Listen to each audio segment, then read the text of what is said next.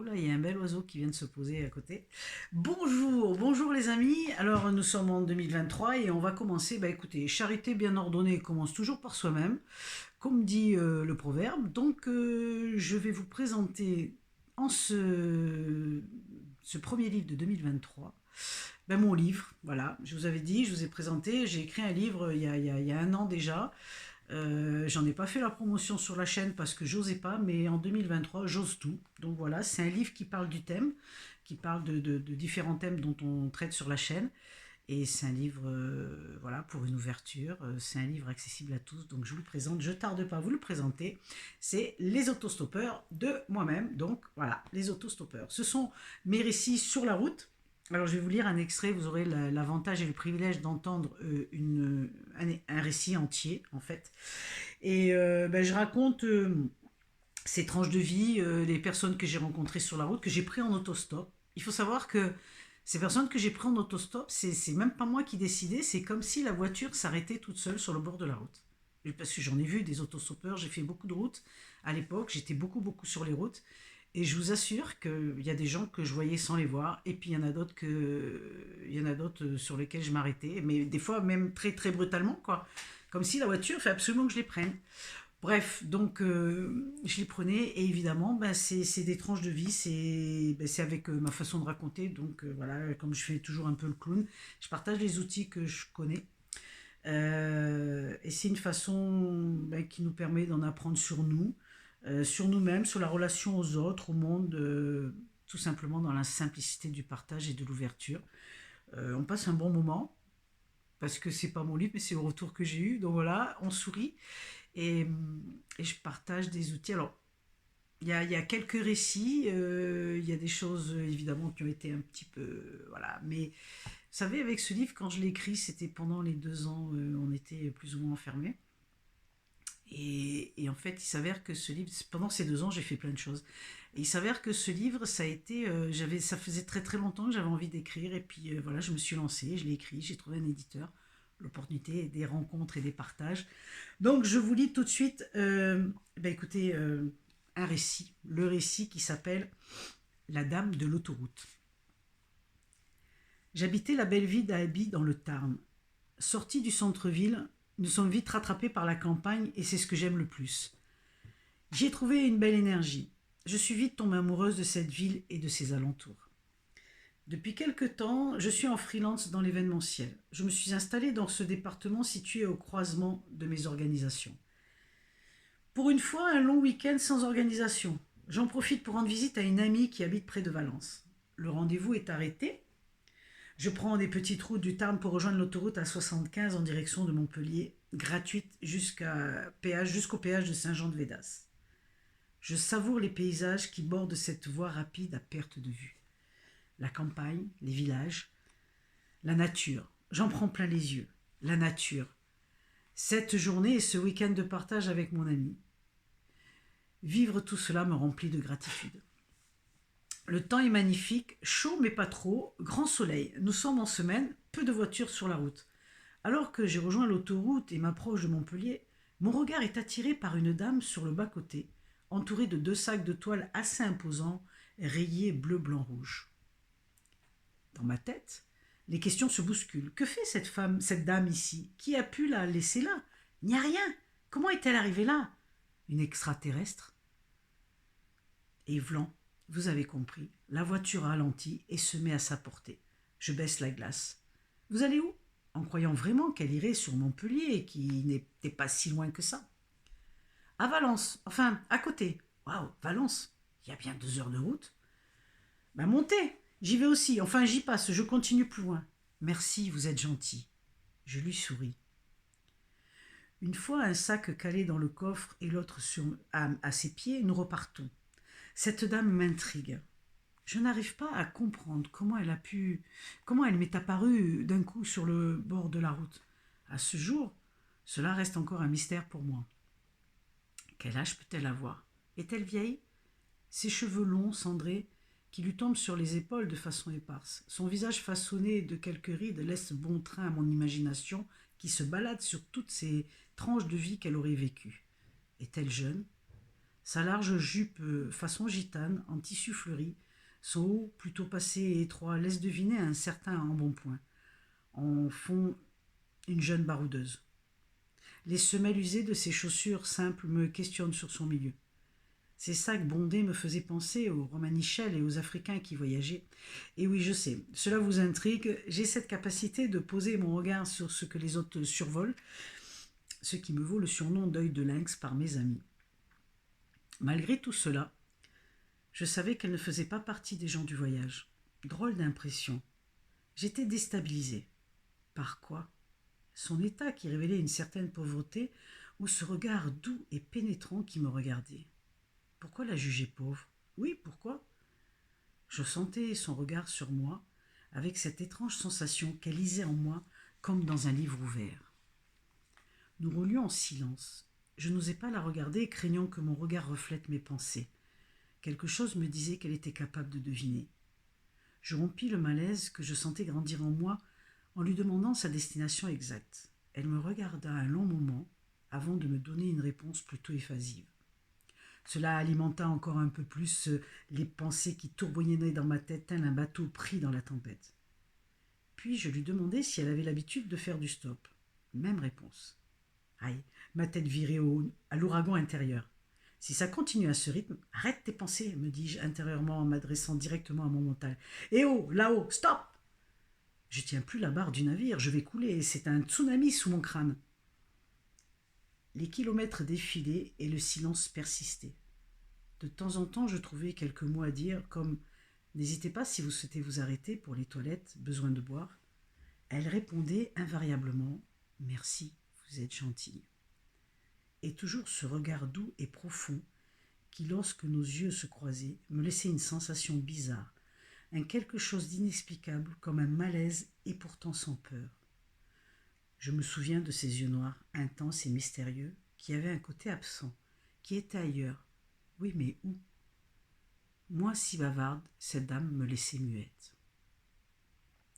Je n'avais jamais pris une personne aussi silencieuse en voiture, sauf mon cousin Benjamin, mais bon, lui, je le connais et j'ai l'habitude. Alors je n'étais absolument pas dans une démarche de bien-être, c'est arrivé des années après. Ou quoi que ce soit d'autre, je ressentais quelque chose de bon, de doux qui émanait d'elle. J'ai toujours été attirée par les regards. Pour moi, cela en dit long sur la personne. Un regard ne trompe pas. Ne dit-on pas que c'est la porte de l'âme? Si je l'avais su à ce moment-là, j'aurais évité les bouillonnements là-haut.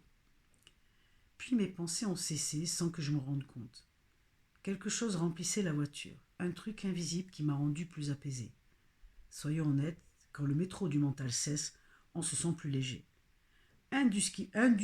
Indiscutablement, ma passagère y était pour quelque chose. L'auteur pour sûr. Discrètement, je me tourne sur la droite et lui lance un regard en coin. Et là, je rencontre le sien, calme et caressant. Adossée à la portière, le corps légèrement tourné vers moi, elle me regardait. Depuis combien de temps? Je ne saurais le dire. En fait, cela ne me fit pas le même effet qu'au début. Je lui souris. Vous êtes protégé, me dit-elle. Oui, mes guides sont là avec toute la route que je fais et ils ont pas mal de taf. Il ne vous arrivera rien. Merci, dis-je en me tournant vers elle. Son regard reste impassible. Non, vous êtes protégé par d'autres personnes. Je suis encore plus intriguée et me dis aussitôt « Allez, ça y est, je suis tombée sur une voyante. » Vous avez eu des signes. Là je me sens téléportée quelques années en arrière avec le décès brutal de ma mère. Effectivement, j'ai eu beaucoup de signes dans les mois qui ont suivi son départ. Et ce n'est pas peu dire, je pensais devenir dingue. Je n'avais pas les connaissances d'aujourd'hui sur le sujet. Les cadres de ses peintures régulièrement retrouvées de travers, les lumières allumées la nuit, des messages sur le répondeur, l'odeur de son parfum alors que je suis seule. Comment sait-elle cela? C'est bon, c'est une voyante? Oui, beaucoup après le décès de ma mère. Vous savez entendre. Surprise. Ah bon? Vous avez un don. Il faut y croire et ne pas avoir peur. Ouvrez-vous. Je ne savais pas faire autre chose que la regarder, étonnée. Dieu que son regard en disait long. Elle savait des choses. Oui, mais quoi? Envie de lui demander plus et en même temps, peur de savoir. Qui était-elle donc? Elle reprend avec douceur. Ça viendra au bon moment. Vous aimez les enfants et ils vous le rendent bien. C'est vrai, j'en ai pas, mais c'est pas important. Je suis très souvent entourée d'enfants, c'est vrai. Ils savent que vous les comprenez, ils vous apportent comme vous leur apportez. Je crus déceler un semblant de sourire sur ses lèvres. La discussion prenait une tournure tout à fait inattendue. Quelle drôle de dame cette passagère. Nous continuâmes à échanger sur cette lancée. Ses réponses brèves et monosyllabes écourtèrent la discussion. Je la questionnai à nouveau sur sa destination, mais de façon différente. Elle me répondit qu'elle allait rejoindre ses enfants. Je restai ébahi. Comment peut-on laisser une mère aussi chargée faire de l'autostop dans cet endroit si particulier? Bon, là c'est mon histoire personnelle qui régnait dans l'atmosphère. Non, c'est mon histoire personnelle qui émergeait dans cette réflexion. Ayant eu une maman malade du cœur depuis ma naissance, il a fallu toujours faire attention à ce que l'on faisait, à ne pas la fatiguer. J'ai donc toujours mis son bien-être avant tant de choses, toutes choses jusqu'à son départ. Pour moi, il était absolument impossible d'agir de cette façon vis-à-vis d'une maman. Perdu dans mes réflexions, je doublais une voiture éclair, flash, radar. Merde, je ne l'ai pas vu, il m'en plie plus que ça, une amende. Puis, me reprenant aussitôt, je m'excuse de cette injonction auprès de la jeune mamie. Elle n'a pas à bouger d'un iota, comme si elle avait pas entendu. Vous n'aurez rien, déclara-t-elle tranquillement. Ah oui, dis-je en me tournant vers elle. Vous n'aurez pas d'amende, affirma-t-elle aussi doucement que depuis que j'avais embarqué. À cet instant précis, j'ai su que ma passagère était très spéciale, et j'en ai eu la confirmation quelques heures plus tard. L'heure de station-service était annoncée, le point de rendez-vous avec ses enfants. En cette période, bien que nous soyons en semaine, pas évident de trouver un stationnement correct. Je l'aide à décharger ses gros sacs de toile et lui propose un café ou une autre boisson puisque ses enfants n'étaient pas là.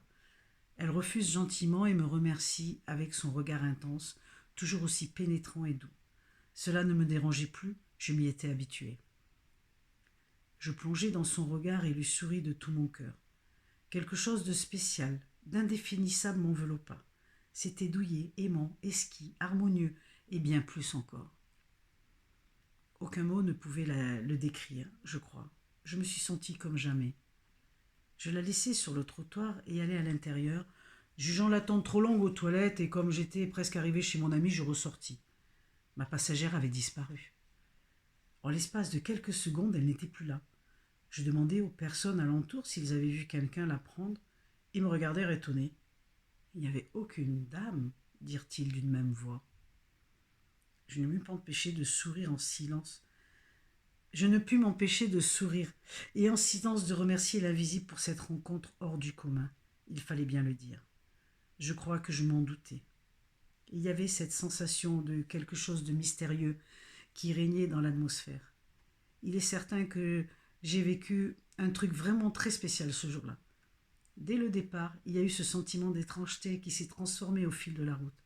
Le malaise s'est gentiment atténué pour devenir quelque chose de très agréable. Il y a eu des moments de silence que je suis incapable d'expliquer avec des mots encore aujourd'hui, mais l'invisible parlait. Est-ce une rencontre de l'au-delà, un ange envoyé, un guide qui a pris forme humaine l'espace de quelques heures, ou une vraie mamie qui a partagé une partie de ma journée? À votre avis? Quelle que soit l'expérience, sur le moment, il faut savoir que ce n'est jamais ce dont ça a l'air. Cadeaux de la vie, ils sont si mal emballés parfois. Que qui pourrait le croire? C'est en prenant le recul nécessaire qu'ils pourront être reconnus. Laissons parler le cœur, découvrons le cadeau qui nous dévoile de nouvelles richesses. Se laisser porter par l'élan du cœur fera toujours la différence. Ah, j'allais oublier que vous attendez des nouvelles de ma contravention. Je ne l'ai jamais reçue. Voilà, chers amis, ce qui est un récit. Et vous en avez quelques-uns d'autres dans ce livre. Donc, je vous mettrai les coordonnées pour trouver mon premier roman.